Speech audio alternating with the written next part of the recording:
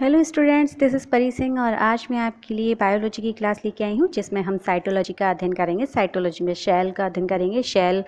Shell की खोज किसने की, शेल का सिद्धांत किसने दिया, इस तरीके के क्वेश्चंस हम इसमें देखेंगे। और ये सभी क्वेश्चंस आपके अपकमिंग एग्ज़ाम्स और आपके एग्ज़ाम्स के लिए बहुत ही ज़्यादा इम्पोर्टेंट हैं, बहुत ही ज़्यादा यूज़फुल हैं आप सभी के लिए। इसमें मैंने यूपीपीसीएस तक के सभी क्वेश्चंस को कवर अप किया हुआ है। मेरी वीडियोस थोड़ी छोटी होंगी, लेकिन आप प्लीज़ मेरी वीडियो को पूरा देखिए और आपको सभी फैक्ट्स इसमें मिल जाएंगे, सारे क्वेश्चंस।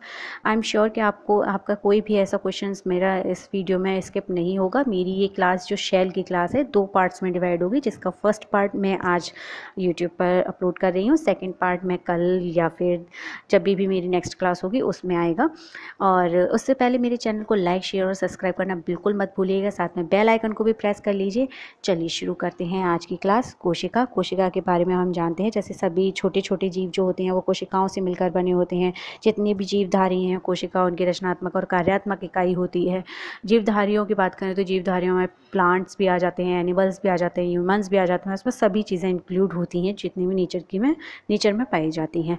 और ये सभी क्वेश्चंस आपके सभी एग्ज़ाम में बहुत ही ज़्यादा यूज़फुल हैं। चलिए शुरू करते हैं आज की क्लास, लेकिन उससे पहले आप प्लीज़ मेरी वीडियो को पूरा एंड तक देखिए ताकि आप लोग मुझे बता सकें कि मेरी वीडियो कैसी लगती हैं आपको, ताकि मैं थोड़ा मोटिवेट हूँ और आपके लिए डेली ऐसी ही क्लास अपलोड करूँ।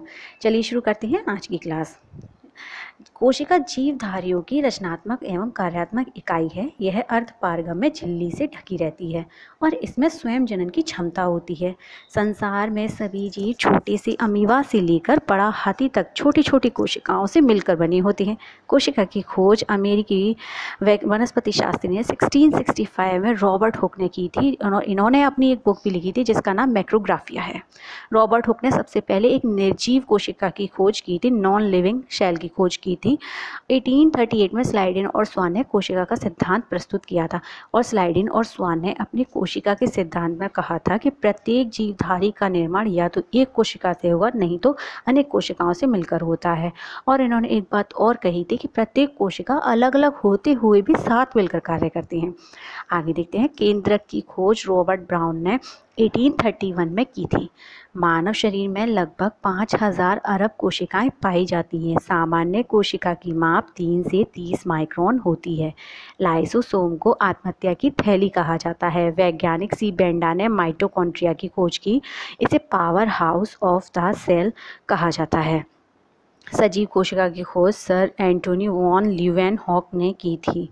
यहाँ मैंने एनिमल सेल का स्टूडेंट्स एक डायग्राम आपको दिया हुआ है, जिसमें मैंने nucleus, ribosome, lysosome, endoplasmic reticulum, cell membrane, mitochondria सारी चीज़ें दर्शाई हैं, जिसको मैं अपनी नेक्स्ट लेक्चर में डिफाइन करूँगी।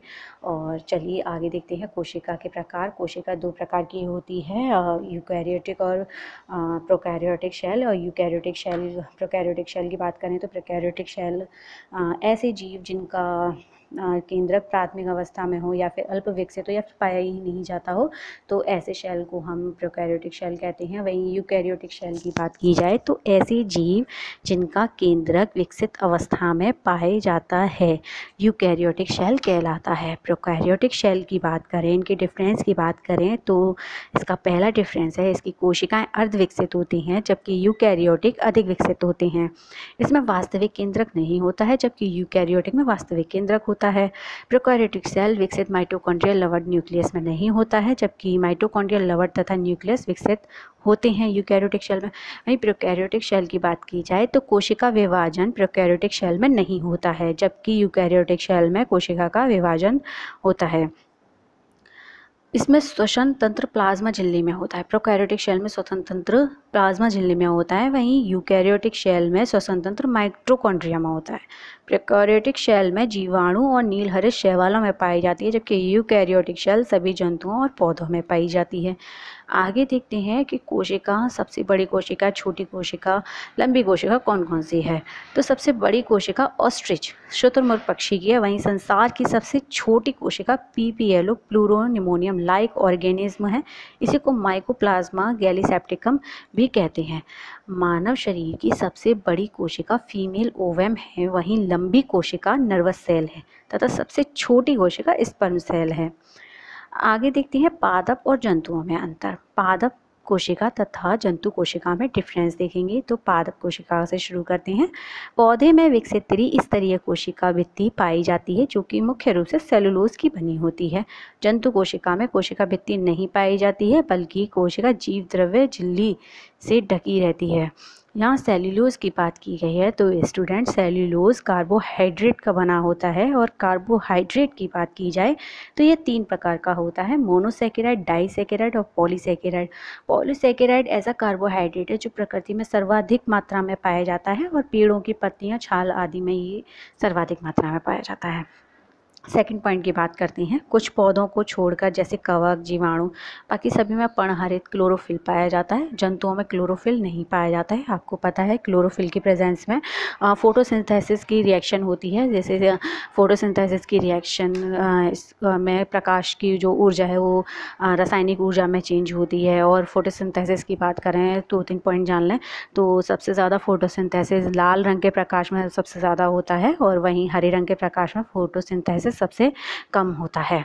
तो आगे देखते हैं। वनस्पति कोशिका में सेंट्रोसोम नहीं है जो कि कोशिका विभाजन में कार्य करती है। वहीं जंतु कोशिका में केंद्रक के पास तारका सेंट्रोसोम रचना होती है। पादप कोशिका में पौधों में लाइसोसोम नहीं पाया जाता है जबकि जंतुओं में लाइसोसोम कोशिका में मिलती है। ये तो कुछ क्वेश्चंस थे जो मेरी आज की क्लास में है। मेरी अगली क्लास में और भी क्वेश्चंस होंगे जिसमें हम शेल के बारे में, जो प्रोटेक्टिव लेयर और जो प्रोटोप्लाज्म जिसमें सुरक्षा आवरण जीव द्रव्य की बात करेंगे, जिसमें प्रोटेक्टिव लेयर में शेल वॉल, सेल मेम्ब्रेन आते हैं। और जीव द्रव्य में हम देखेंगे कि इसकी खोज जीव द्रव्य की पुरकिंजी ने की थी। और जीव द्रव्य को जीवन का भौतिक आधार प्रोफेसर हक्सले ने कहा था कि जो जीव द्रव्य है वो जीवन का भौतिक आधार है। कुछ इस तरीके की क्वेश्चंस की हम बात करेंगे। वहीं जैसे जो केंद्र का और प्रोकैरियोटिक शेल और यूकैरियोटिक की तो हमने बात कर ली है। वहीं जीव द्रव्य के अंदर जो भी एंडोप्लाज्मिक रेटिकुलम हुआ, राइबोसोम हुआ, लाइसोसोम हुआ, ठीक है, इन सब की माइटोकॉन्ड्रिया की और प्लास्टिड यानी लवण और सेंट्रोसोम के बारे में और भी आगे क्वेश्चंस देखेंगे। लवण 3 प्रकार के होते हैं, वर्णीय, अवर्णीय लवक, हरित लवक यानी क्लोरोप्लास्ट और ल्यूकोप्लास्ट और क्रोमोप्लास्ट, इन तीनों की बात करेंगे। वहीं एंडोप्लाज्मिक रेटिकुलम को कंकाल तंत्र क्यों कहते हैं और इसमें राइबोसोम कहाँ पाए जाते हैं, राइबोसोम को फैक्ट्री प्रोटीन निर्माण की फैक्ट्री कहते हैं, यह कैसे सहायता करती है इसमें mRNA, tRNA और ये सब चीज़ें, जो जितने भी ये फैक्ट्स हैं ये मैं अपनी अगली आने वाली क्लास में आपको लेक्चर में आपको प्रदान करूँगी। आज की क्लास के लिए बस इतना ही students. Thank you so much. मेरी क्लास को प्लीज़ पूरा देखिए, लाइक कीजिए, मेरे चैनल को कमेंट कीजिए मेरे चैनल पे और शेयर कीजिए, सब्सक्राइब कीजिए। और मेरी वीडियो आपको कैसी लगती है मुझे कमेंट करके मुझे बताइए। Thanks for watching students. Thank you so much. Bye students. Thank you.